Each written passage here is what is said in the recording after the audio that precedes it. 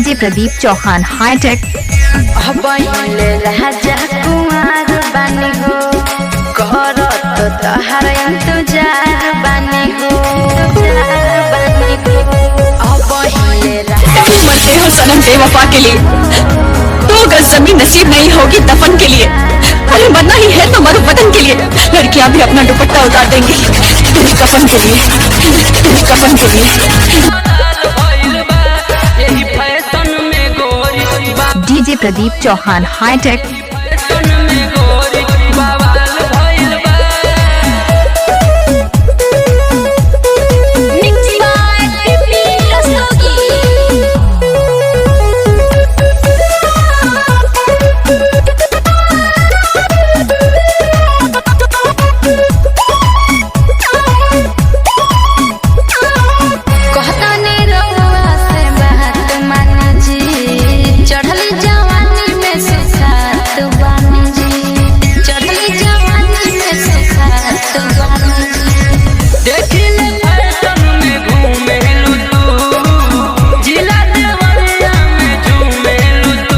Pradeep Chauhan hi tech.